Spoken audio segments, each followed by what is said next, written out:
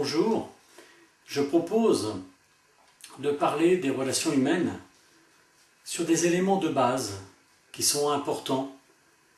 La manière dont on parle de soi, dont on pense de soi, et quelques éléments concernant aussi les autres.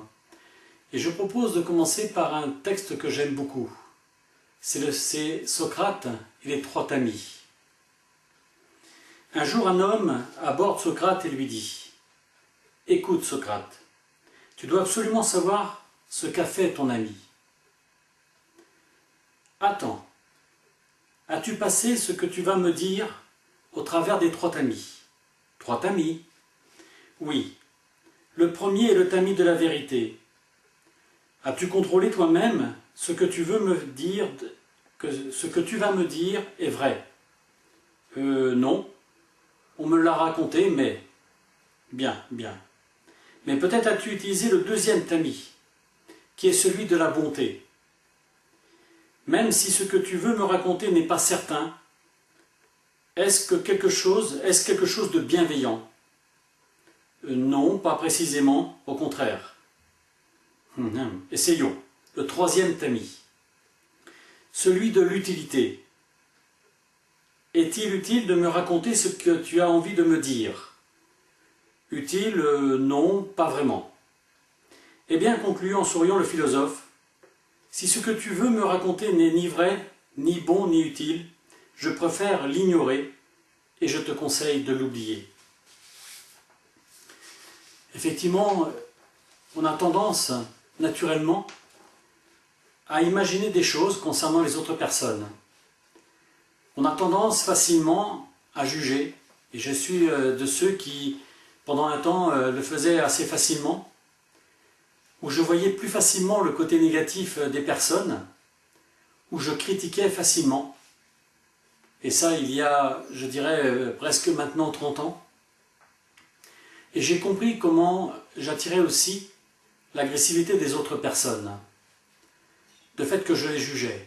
Parce que tout simplement, ce que je pensais, ce que je disais, quand on sait comment fonctionne la pensée, eh bien les personnes recevaient ces vibrations négatives et de ce fait elles se comportaient négativement. Mais en même temps, en critiquant les personnes, je leur portais aussi préjudice.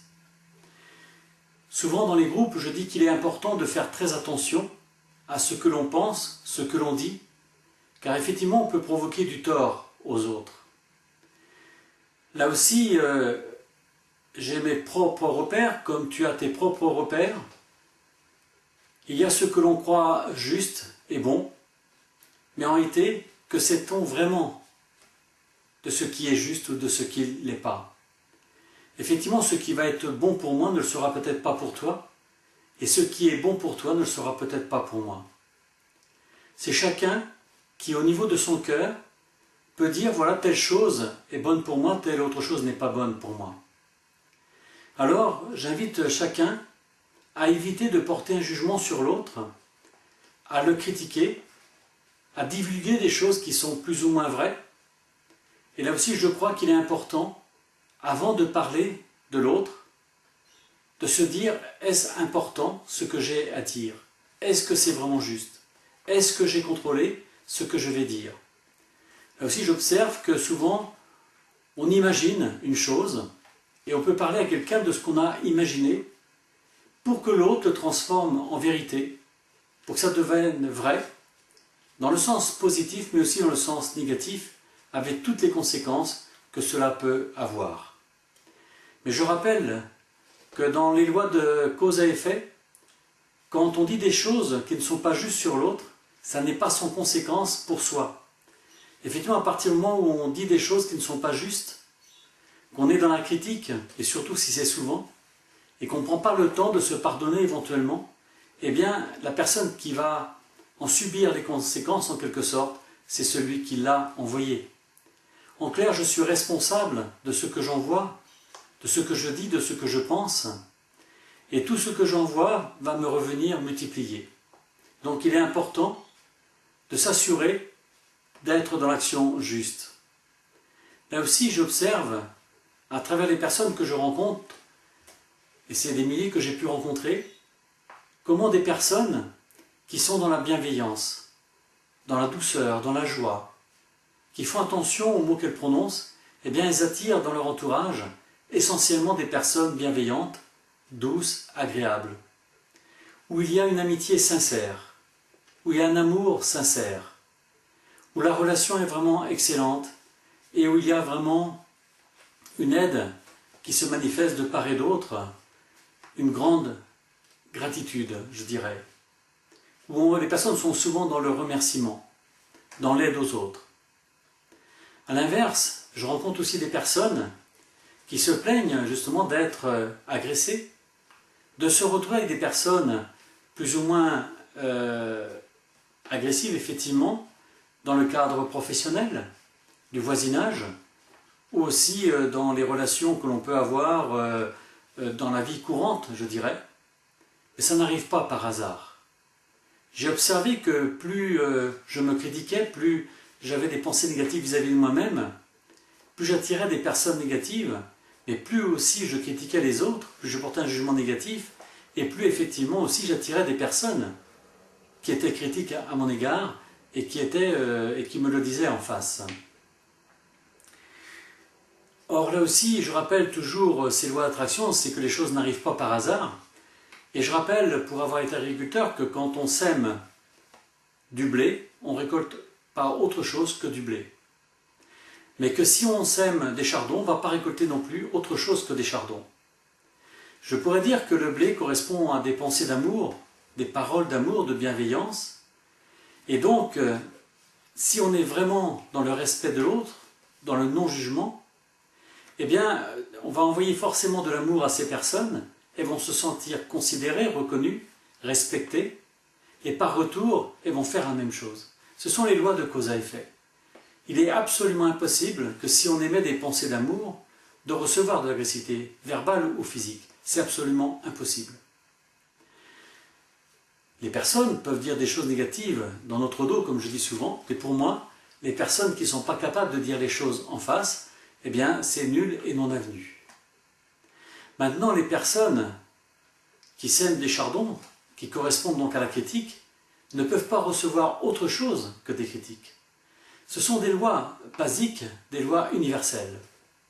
Donc à chaque fois que tu es agressé verbalement, physiquement, il est intéressant de te poser la question dans quel domaine de ta vie tu agresses des personnes par la pensée, par la parole ou par des jugements négatifs, ou par le fait même que tu t'agresses aussi.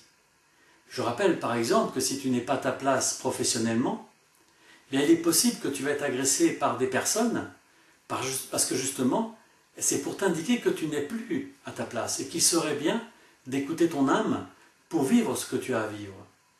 Mais ça peut être aussi une personne que tu ne connais pas et qui t'agresse et tout simplement, elle te dit des choses qui ont un lien avec ton passé qui n'est pas complètement réglé. Mais là aussi, ça suppose effectivement d'approfondir et là je ne vais pas le proposer dans le cadre de ce montage, ça serait beaucoup trop long. Mais c'est quand même intéressant d'observer les personnes qui te dérangent par leurs paroles ou leur attitude négative. Déjà, c'est de les remercier et d'aller voir qu'est-ce qui est touché en toi. C'est ça qui est vraiment important, de savoir ce qui est touché en toi. Donc vraiment, ce que je t'invite, c'est de tout mettre en œuvre pour te pacifier, pour être vraiment en paix avec toi-même, mais surtout, ce qui est important, c'est de t'aimer, de t'accepter, de voir aussi tes qualités, de voir tes possibilités, de prendre le temps de te respecter, de te donner beaucoup de douceur, et plus tu vas t'apporter de la douceur, plus tu vas te respecter, et plus les autres vont te respecter, plus ils vont t'aimer, plus ils vont te le dire, te le manifester. Là aussi, j'aime bien un texte donc soufi qui dit ceci et qui me paraît vraiment très vrai. Il était une fois un vieil homme assis à l'entrée d'une ville du Moyen-Orient. Un jeune homme s'approcha et lui demanda « Je ne suis jamais venu ici. Comment sont les gens qui vivent dans cette ville ?» Le vieil homme lui répondit par une question. « Comment étaient les gens dans la ville d'où tu viens ?» Égoïste et méchant. C'est d'ailleurs la raison pour laquelle j'étais bien content de partir, dit le jeune homme. Et le vieillard de répondre, tu trouveras les mêmes gens ici. Un peu plus tard, un autre homme s'approcha et lui posa exactement la même question. « Je viens d'arriver dans la région. Comment sont les gens qui vivent dans cette ville ? » « Dis, mon garçon, comment étaient les gens dans la ville d'où tu viens ? » « Ils étaient bons et accueillants, honnêtes. J'avais de bons amis et j'ai eu beaucoup de mal à les quitter, dit le jeune homme. Et le vieil homme lui répondit, « Tu trouveras les mêmes personnes ici. » Un marchand qui faisait boire ses chameaux à côté avait entendu les deux conversations. Dès que le deuxième jeune homme s'éloigna, il s'adressa au vieillard sur un ton de reproche. « Comment peux-tu donner deux réponses complètement différentes à la même question posée par deux personnes ? » « Mon fils, dit le vieil homme, chacun porte son univers dans son cœur. Celui qui ouvre son cœur change aussi son regard sur les autres. Chacun porte son univers dans son cœur. » Ça, je confirme et j'affirme que c'est une très grande vérité.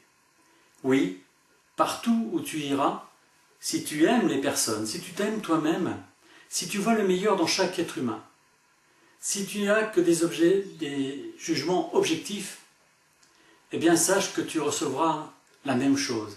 On t'aimera, on te respectera, on te donnera donc des choses belles, merveilleuses, tu seras aidé, compris, entouré, et tu recevras beaucoup de douceur. Et vraiment, pendant ce mois, je t'invite à tout mettre en œuvre pour justement être en paix avec toi-même, c'est-à-dire où tu es dans le respect total de toi-même, où tu acceptes ton corps, où tu t'aimes vraiment, et à tout mettre en œuvre aussi pour voir le meilleur dans chaque être humain que tu rencontres, et intérieurement tu peux demander à ne voir que le meilleur. Et s'il arrive, et ça m'arrive encore, de voir le côté négatif, je t'invite à en prendre conscience, à te pardonner et immédiatement à voir le meilleur.